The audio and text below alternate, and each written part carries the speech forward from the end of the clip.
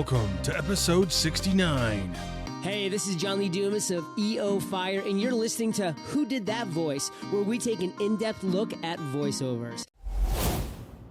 Finally, warmer weather is here, and there is no better time than right now to book your vacation getaway with 3D Travel Company. Head on over to our website at www.whodidthatvoice.co and click the Book Now button on the left-hand side. They give a complimentary quote so you can get an idea of what it will cost to take your summer vacation. For a limited time, Who Did That Voice listeners can receive a Disney gift card for qualifying Disney and Universal trips, booked and traveled by the end of 2017. Hurry and book today so you can travel away. Welcome to Who Did That Voice, the show where we take an in-depth look at voiceover. And now, here's your host, Trenton Larkin. Hey you guys, this is a special shout out to all my listeners around the world. Who Did That Voice is now heard in over 78 different countries, and I can't thank you guys enough. Here in the USA and abroad, thank you for listening to Who Did That Voice. Keep listening and sharing with your friends. Hello everyone and welcome back to the show. Today's special guest has voiced some pretty awesome things for companies like Coca-Cola, the Winter Olympics, the X Games, Jeep, Toshiba, but the one he's probably best known for is, well, I'll let him tell you himself. Hey, I'm Jarrad Hewett, the voice of Disney Channel, and you're listening to Who Did That Voice? Now sit back, relax, and enjoy the show. Hello everyone, and welcome to another episode of Who Did That Voice. Today on the show we have Jarrad Hewett joining us. Jarrad, thanks so much for coming on the show today. Hey, Trenton, you're welcome. Thanks for having me, man. Hey, it's my pleasure. Well, Jarrad, the very first thing we always like to do when we have a special guest on the show is to get to know a little bit about them and who was the young boy Jarrad that grew into the man that got into acting and more specifically voice acting. Sure. The young boy Jarrad was an interesting little guy. So I was not the most healthy kid growing up. Grew up, obviously, as you know, a fellow Oklahoman. We like to deep fry everything and cover it in ranch and salt. And I broke my arm the first time when I was like 4. I fell off a slide. Oh, wow. And then again, around probably the time I was 6, I broke the other one. And so that became like a recurring theme throughout childhood. And so sports it was just one of those things where I broke things a lot. Not necessarily like any kind of deficiency. I guess I just was a little rougher than I should have been and maybe took risks and broke things.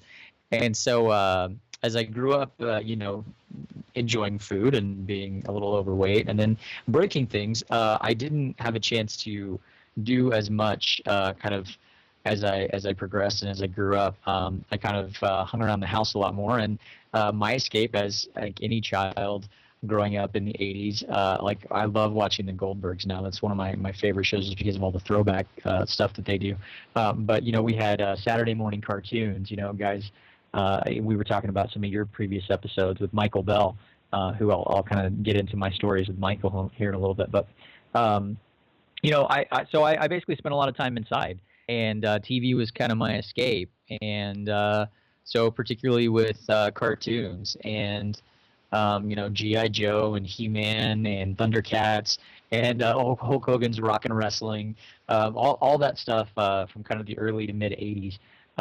So growing up, but I'd never really thought about it. I never thought, wow, this is somebody's job. This is something that, people actually sit around and do until when I was in college. I had a friend named Troy Bailey who was in the entertainment business program at OCU with a guy named Jim Halsey, who he had managed, I think it was the Oak Ridge Boys for a really long time. And so the guys that were in that program at the time, there were 4 of them. And Troy ended up graduating, and he went out to work with another guy with Halsey. And at the time, they went on the road with Tim McGraw. Through that job, one guy went to William Morris Nashville, and Troy went to William Morris, at the time, now it's William Morris Endeavor, but he went to William Morris Los Angeles, and he was working in the mailroom, and he started dating a girl that was in commercials, and in particular voiceovers. And I was still in college. Troy was about 4 years older than I was, and he was telling me at the time, he's like, man, you won't believe this. There's these guys that work in voiceover, and scale was like I think 405 at the time for commercials, and he made it sound like they're in there auditioning every day. He made it sound like they were working every day. So in my head, I did the math, and I'm thinking maybe I don't want to go to law school. Maybe I want to do that. If these guys can actually do that. Yeah. Not realizing there's a whole sort of like talent and art to the job. I was just kind of thinking, wow, it'd be really nice to be able to like sleep in and then also be able to do this amazing job. And so I convinced my parents to let me go out to Los Angeles. I got an internship with Warner Brothers, actually, and it was with Gaylord, who we were working on A Walk to Remember, if you remember back in those days. Oh, yeah, Mandy Moore. Oh, yeah. Yeah, that's right. That's right. And at the time, they had a little indie division called Pandora, and they were working on a little film with a guy named Jake Gyllenhaal called Donnie Darko. And so it was kind of a neat little time to be at Warner Brothers. And I remember one day there was something going on, and Michael Bell was involved somehow, and I got to go to lunch with him. And we were going to some kind of like independent filmmakers deal. And we sat down, and I think we were like on a break from lunch.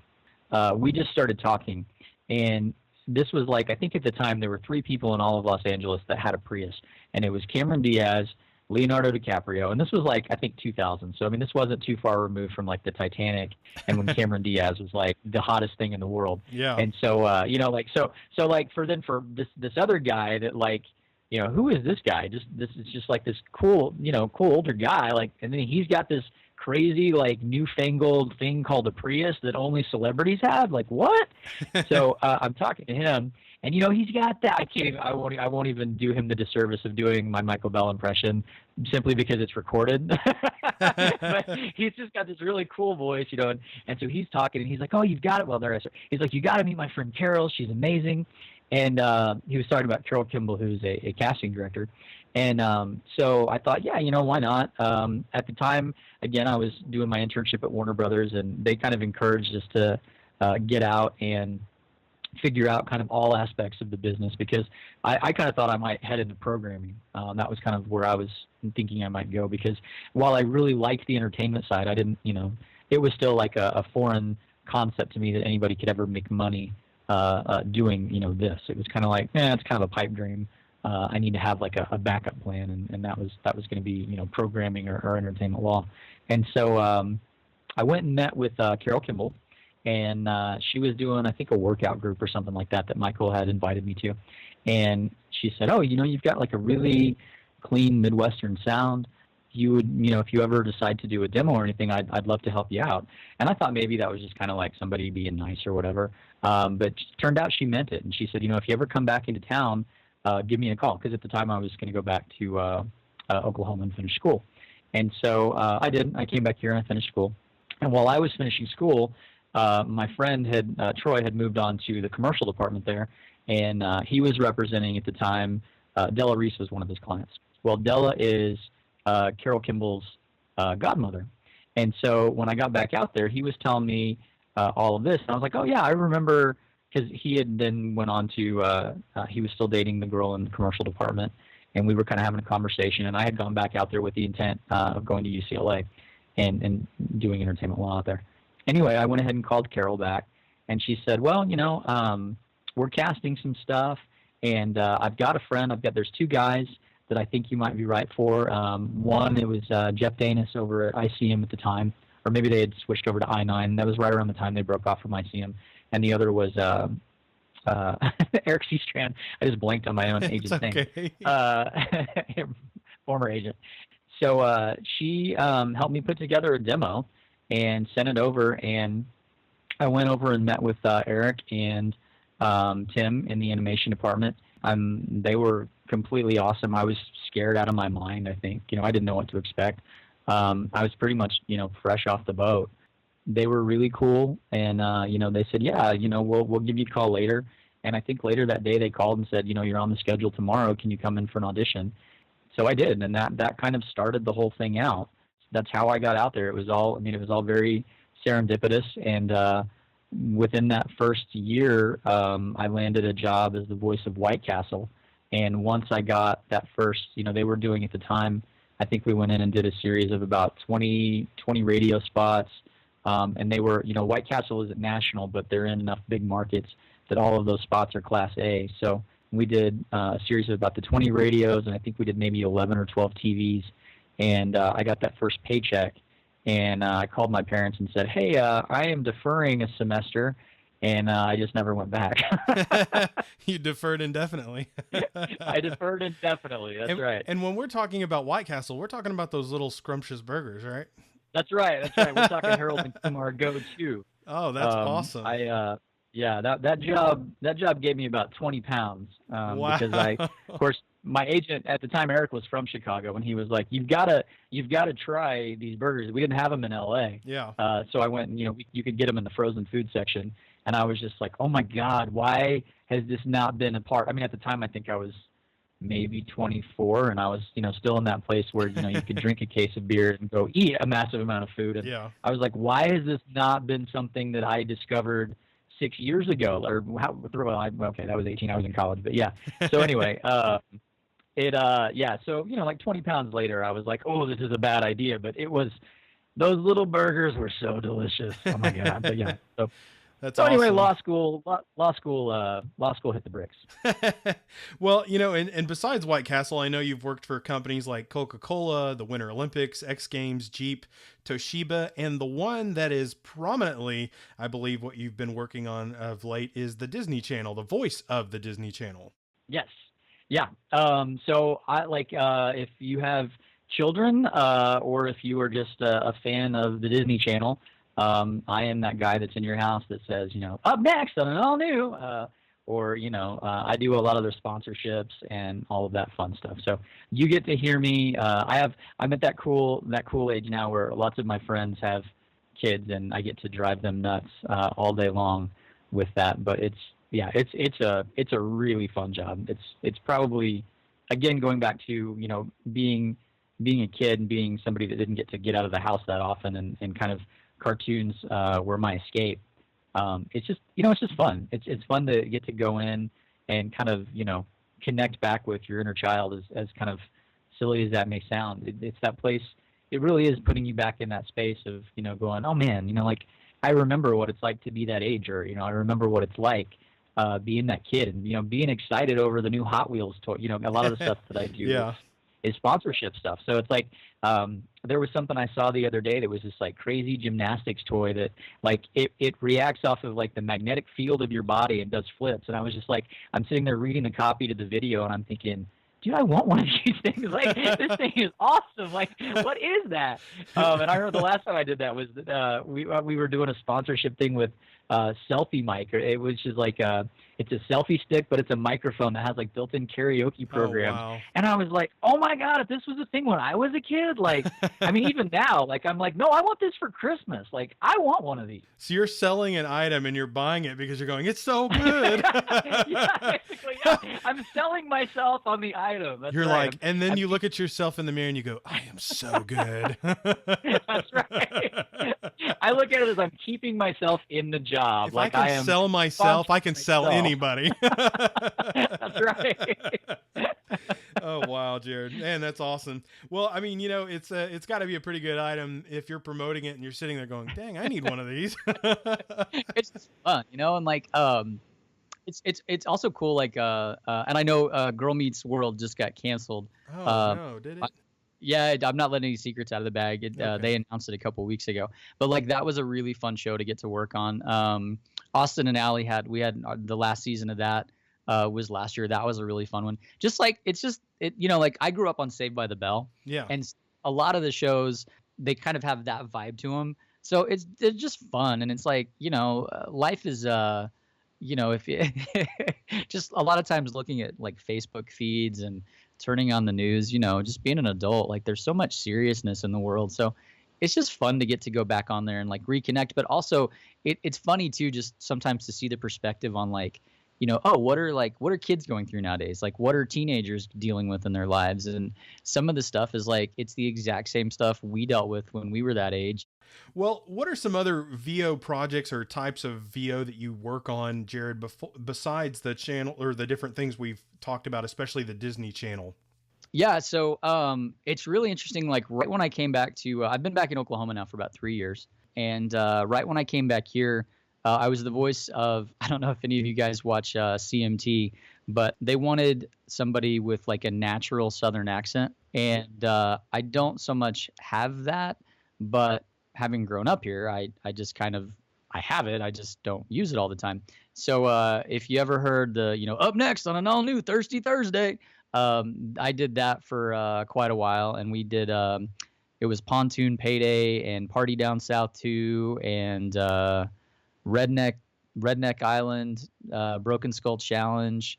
I did a bunch of that stuff for CMT. That's awesome. I did Tiny Houses, Big Living on HGTV, and now it's on DIY. They run that quite a bit. Can't get enough of HGTV. My wife loves that.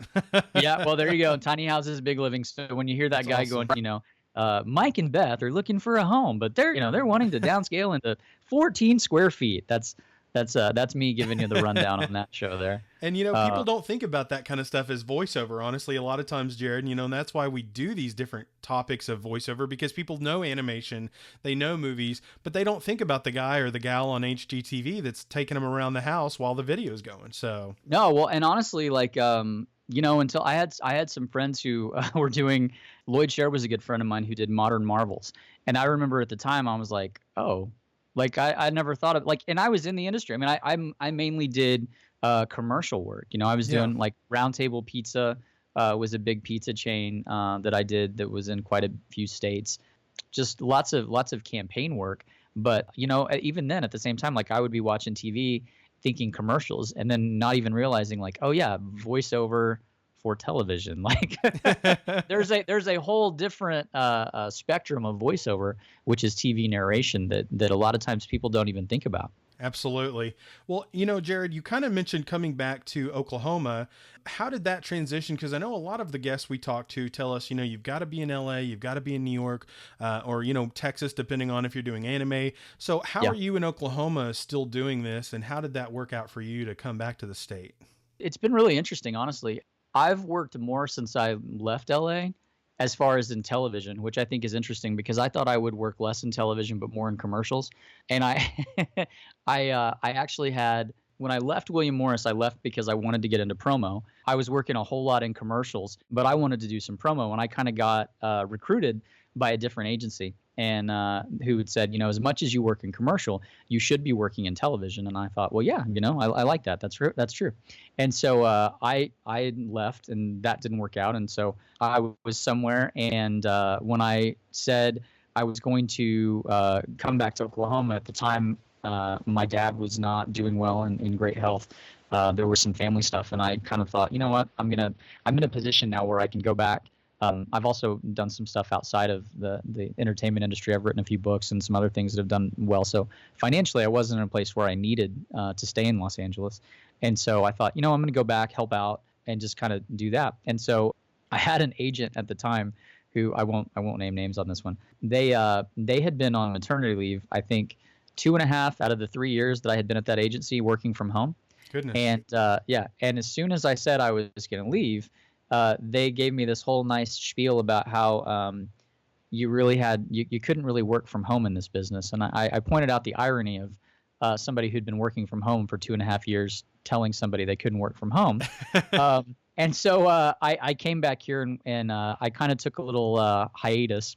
Then, I don't know, it was a couple months went by, got into contact with somebody who I'd worked with at William Morris. And I would say within literally about a month of working with them, I had 4 or 5 TV shows, plus the HGTV deal, plus some commercial work going back again. So it really kind of, I would say, I'm of the belief that, people's belief systems kind of dictate their own life. So if somebody tells you something can't be done, that just means they're not capable of doing it.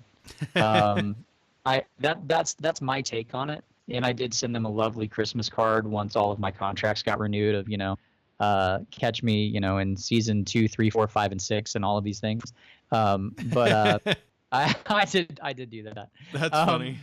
But yeah, so I do think that But I will say this, and again, this may be my own limitation talking. I don't believe that I could have had the career done what I'm doing now. For example, my promo agent at Abrams, Melanie, I met her 10, 11 years ago when she was literally the booking reception agent. And she was, she wasn't an agent at the time or anything like that. We were both basically kids out of college. And so she just, she remembered me. And because I always made it a point to, say hi and be nice. And, I like to think I'm a nice person. I had a story one time where somebody else who I won't name, but she's a nice lady in animation. And she told me, she said, we have a nickname for you around here. This was at William Morris. And I thought, oh gosh, what's this going to turn into? She said, we call you HGL. And I went, oh, what does that stand for? And she said, happy go lucky. You're always so damn happy. And I thought, okay, well, that's a compliment. Yeah. But so I do think that, it is important to, at some point, in your career, be in Los Angeles. That is a big hub, depending on what you want to do, maybe New York. I mean, I've had agents in New York that say, oh, you've got to be in New York to land these jobs. And I've had no problem landing jobs from any other place. But I do think that it helped being in Los Angeles just simply to build my career and to network in those early stages. Yeah. And I also know, I've had this conversation with my agents before. I go back and forth to Los Angeles now, and every time I'm back there, they go, God, would you please just move back? Obviously we get you lots of work now, but you would work so much more just because you would have the FaceTime.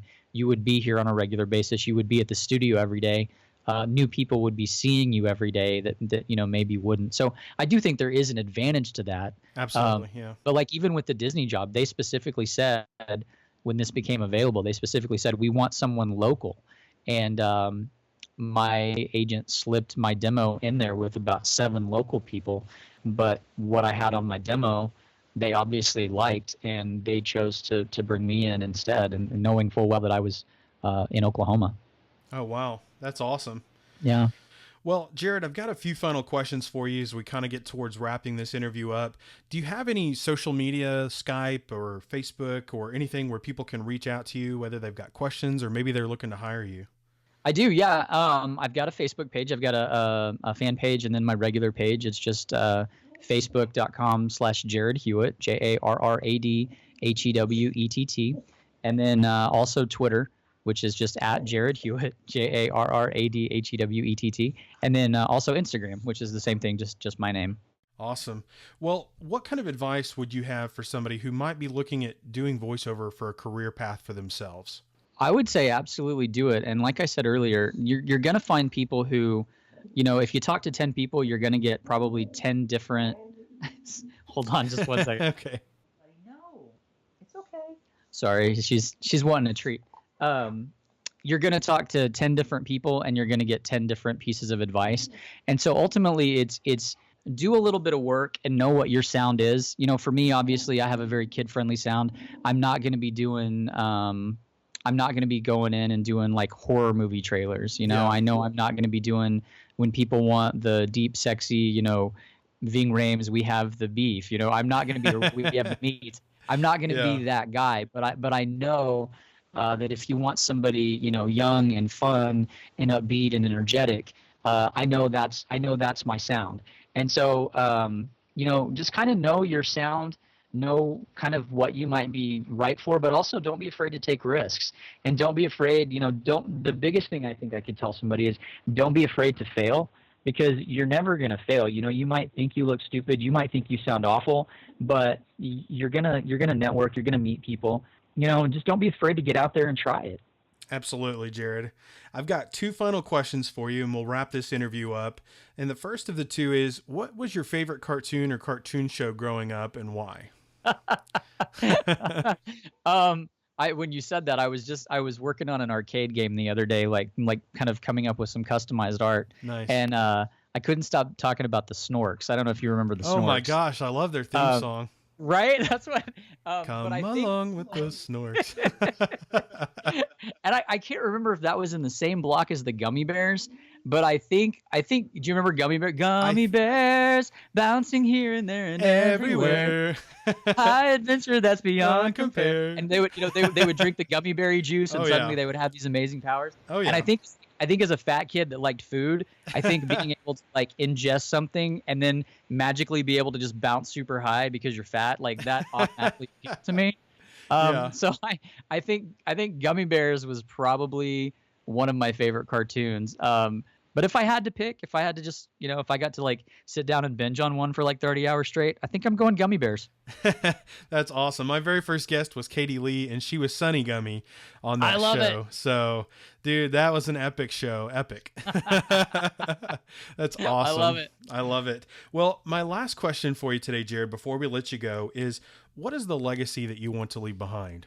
I was going to say easiness. That's happiness. Like that would be, I think within the world of voiceover, within the world of everything that I do, I think it's just to kind of make the world a better place. I think there's enough dissension, there's enough uneasiness out in the world. I think that if I can make somebody's day a little bit better, a little bit brighter, and help somebody to realize that everybody else out there that is doing things that we view as, oh my God, this is something that, whether it's a musician, whether it's an actor, whether it's a pro athlete, whatever it is, they started out in many cases, in the same place as we did. And, they went out and they went for it. And, there are some people I know, he's probably got there are other actors out there that, they suddenly come on the scene when they're 50 or 60. There are people, there was something on Facebook the other day that was talking about, like, it was like Michael Jordan, not making the basketball team when he was little. I don't know if this is true or not, or if this is, something kind of made up, but it was just talking about people that we think of as sort of the penultimate of their profession, and kind of, how they didn't get started until maybe later in life. And so it's just one of those things, like my legacy, what I would like to leave behind is inspiration and happiness, and just understanding that no matter what it is, it's never too late to actually, reach for the stars and go for your dreams. Absolutely, Jarrad. I really appreciate that word. And thank you so much for your valuable time today. Absolutely, Trenton. Thanks for having me with you. And thanks everybody for giving us a listen. Well, Jarrad, thank you so very much for being on the show today. It has been an absolute honor and pleasure. Would you please just give us a closeout today as we wrap up our episode? Absolutely. This is Jarrad Hewett on Who Did That Voice? Well, everyone, I sure hope you enjoyed today's episode with Jarrad Hewett, the voice of Disney Channel. And if you did, please find me on Facebook, Twitter, or Instagram by searching Who Did That Voice. I would love to hear from you. A question you might ask yourself is, where can I listen to Who Did That Voice? That's an excellent question. You can hear us on iTunes, Stitcher Radio, TuneIn Radio, YouTube, and our website at www.whodidthatvoice.co. Click the Episodes tab and listen away.